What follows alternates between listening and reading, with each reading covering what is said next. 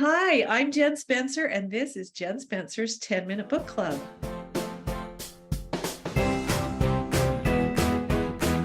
Hi, everybody. Thank you so much for being here tonight. I am so excited for this interview.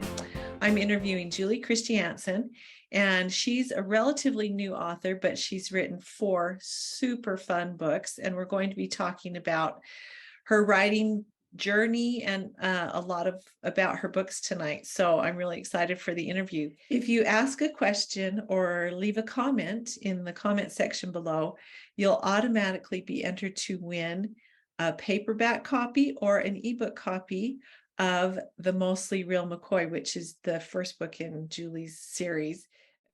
Be sure to sign up for my email newsletter because you'll be able to download a free copy of Jesse and James, which is my wildly romantic and hilarious first book in the Cowboys of Butterfly Ranch series.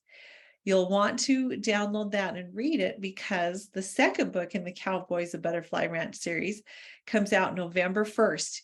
And on this program on November 2nd at 7 p.m., we will be having a launch party for Rachel and Riley. I know you won't want to miss that. So with all of that out of the way, I am so excited for you to meet Julie Christianson. Julie, thank you so much for being here. Welcome.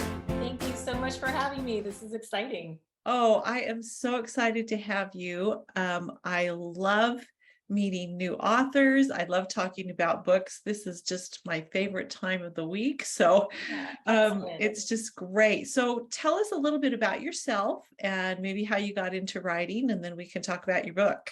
Yeah. So I always wanted to be a writer, I think. My mom says that when I was basically a toddler, I would take books and open them up with a crayon and write in them and pretend that I was writing the book. Because, at that age, you don't really know how it works to write a book. I just knew I loved books and reading. I was obsessed. And I think when I was 10, I wrote in my diary that I wanted to be a teacher and an author. My dad was a teacher, so I wanted to be like him. But I also really, like, a dream of mine was to be an author. But, I'm kind of a practical person. So I ended up going to school as an English major and became an English teacher because that was a job with a paycheck. Yeah. And my parents approved of that. But, and then when I stopped to raise kids for a while, when I was going to go back, I didn't want to go back to teaching at that point. I really had this urge to work at the library. And so I was desperate to work there. And there's like a surprising number of people that want to work at the local libraries. It's really hard to get a job. So I was pretty much willing to do anything. And when I got hired, they hired me to be a monitor, which is sort of their version of the security. And I didn't even know what that meant. I mean, I honestly thought I was going to be working the circulation desk and checking books out. And when I got hired and they handed me a clipboard and, I was supposed to be monitoring the patrons and everything. So you're like the bouncer, the library. Yeah. Okay. Telling them to be quiet or to stop eating or whatever. And, hours a day, I would just be watching and thinking about how entertaining it was. The library is just, there's so much more going on behind the scenes than anybody realizes. And I kept thinking it would make for a good book.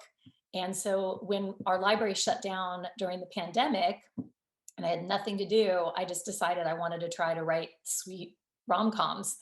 And I wanted it to be funny because that was, that's my voice. And so I wrote this whole series and it's all based on 4 different people that work at the library. Each of the books has a different person working from the library. So that's what I did. And it's been a blast. I love it so much. Oh, well, just last week I had an event at a local library, and those librarians are like the best people in the world. They're just so, they're just so excited about books and so excited to share.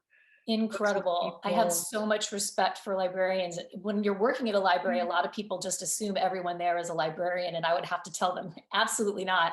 I did not get my master's in library sciences, and those are the experts over there. But yeah, they're wonderful. And when I wrote these books, it was funny because they're comedy, right? So I had to make everybody over the top and their behavior kind of a little bit nutty. And I felt like I needed to go back and apologize to my work coworkers and say, this isn't you. You guys are awesome and totally normal. It's, just to make it fun. And we did have some kind of nutty patrons that, circumstances made their way into the book, which is kind of fun. Oh, yes, that is so fun. Well, so tell us about this book, The Mostly Real McCoy.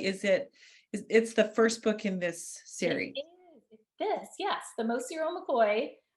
It's the first book in the series, and there are 3 others, but I just thought it'd be fun to go back and introduce the first Yeah. one. Yeah. Because the Mostly Real McCoy is the one with the main character is the library monitor security bouncer. Okay. Yeah, and so I started it out with her being called to manage a little girl who's kind of like locked herself in the Little Tykes. We had a children's area in our library Yeah. with plastic. It was a Little Tykes kitchen and plastic food. So she's in this food fight with a little girl who it turns out she's not. The little girl is throwing plastic food at her, and it turns out that she's the daughter of a single dad, this handsome, tall, wonderful, lovely, very wealthy single dad.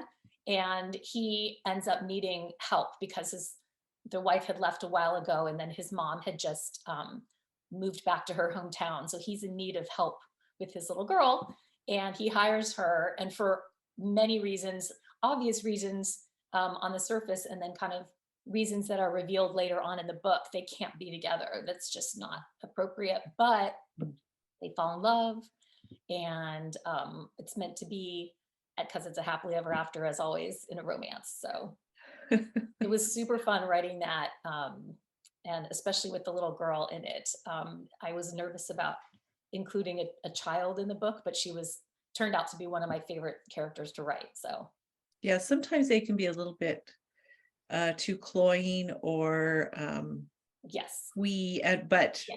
Overly precocious or too babyish or too mature. Yeah, it's a tough balance. But actually, in this book, as it starts out, she's not speaking. She won't talk to anybody. Part of why she was acting out in the Little Tykes thing, and she won't speak to anybody. And then the person who's able to reach her ultimately is Brooke. So I solved part of the problem by having her not speak during the first part of the book. Well, I love that. I love writing about children. I have Yeah. many of my books have children, and because they're so funny, they can Oh just be yeah. so funny. And Yeah. Well, I love kids too, as a teacher, as a mom, an yeah. aunt, all of that. So yeah, I love kids. That's so great. Well, okay, so we're almost done. It doesn't take very Really long. already? But Wow. that book I sounds talk a lot. so. No, when you sent me the blurb, I just thought, oh, this sounds so charming. So I know readers are going to love it. Yay. Yeah, I love So small town. It's small town, oh and yeah, yeah, cute I and love sweet. that Very too. heartwarming ending. So yeah.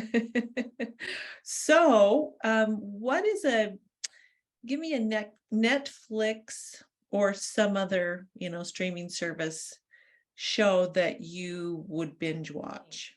What I end up doing is rewatching old movies or old shows, that kind of thing that my family likes. It's hard when you have a family of 4 with all very different um, television viewing Yeah, things, that, so we end up having to compromise on stuff. Like we watched The Amazing Race, and we would watch Survivor, things that everyone would watch, because some of us might want to be a little more adventurous, some of us want to watch more thriller, so it's kind of always a matter of compromise.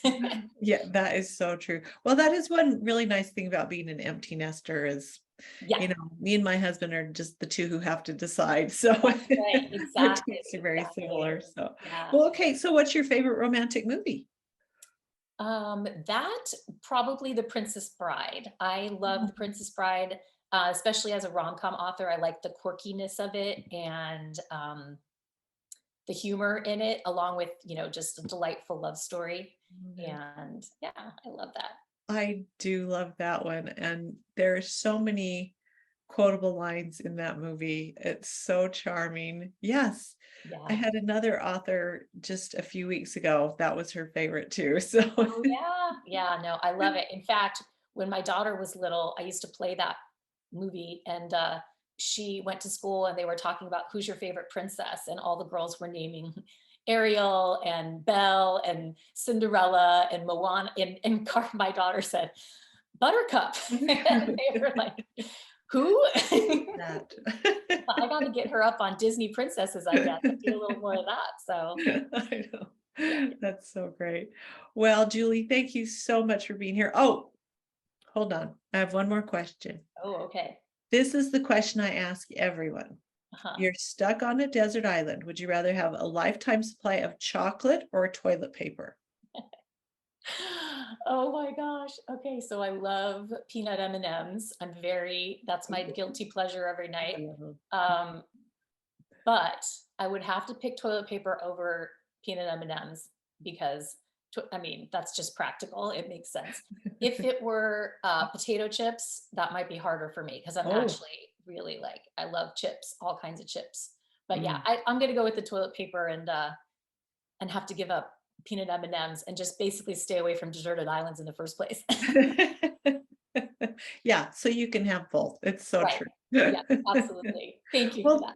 that is interesting. I'm a real potato chip fan too. Yeah. Ooh, I love chocolate, but I have more of a salty tooth. Mhm. I like chips and salsa and spicy, salty stuff, greasy Ooh, fried things yeah, more than me sweet. too. Ruffles. Ruffles Original, my fave. Oh, are you they're your favorite? The cheddar and is it cheddar and sour cream? Now I'm trying. Yes, They're my yes. favorite, but And now I all can't think kettle of the chips, name of all kettle chips I would have all day long. Yeah, so it. definitely. Don't Yeah. take my bag of chips away from me. Or my toilet paper, apparently. Apparently, yes. Well, Julie, thank you so much for being here. It's been such a pleasure to get to Thank know you you and for hear about having your book. me. Readers, be sure to check it out, The Mostly Real McCoy, and there are lots of books in the series. So when you read that and fall in love with it, you can get the other books, and just so much fun. Thank you. Thank you so much for having me. This was such a pleasure.